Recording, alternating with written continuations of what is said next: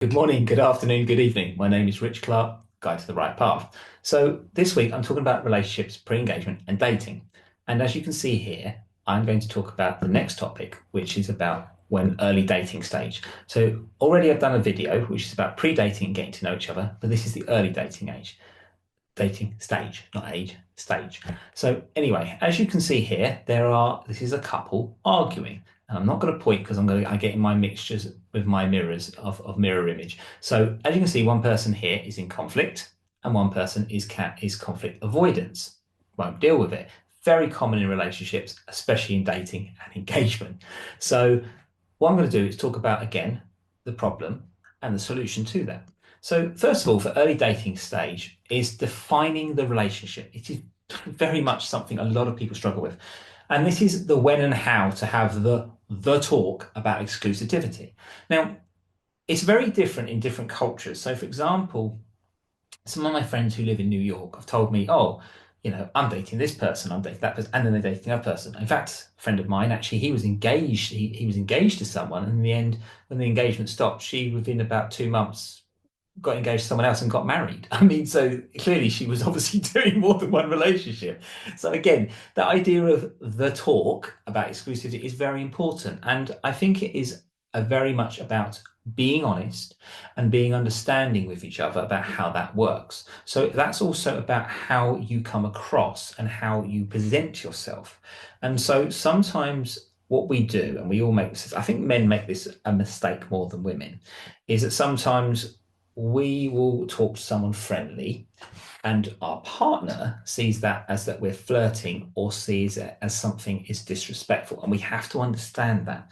So what we have to learn about is this talk about exclusivity is when you have done dating, pre-dating, you're getting to know each other, and then you definitely want to be exclusive, be honest.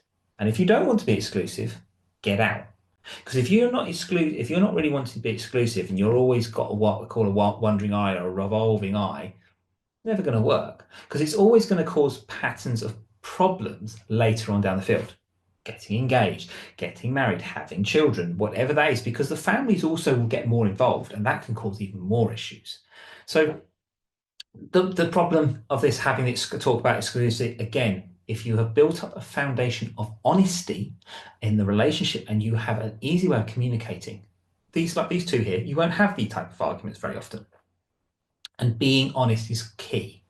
So the solution to that problem is you've got to have that talk. And if you don't have that talk, or it's always avoidance, usually that would be a red flag. Sorry to put it, mildly or abruptly, but I'm, like I said in the other video, I'm very direct in the way of how I communicate. So the next one is integration with social circles. And this is when you're meeting friends and family and how that goes.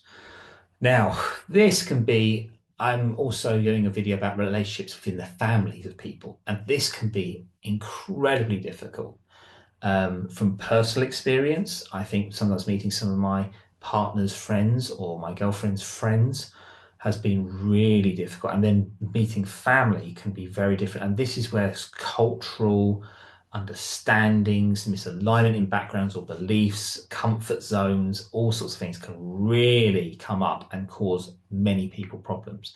So this is the biggest thing I would give anybody advice, being a man or even telling women, is this. If you're going to meet your friends' friends, your partner's friends or family, don't judge, just sit back and observe. And if you're starting to see things in their friends' behavior and you're seeing things in their family's behavior, you've observed and you think, oh, the partner you're with isn't picking them up on it, or they're not apologizing to you about their behavior if it's inappropriate,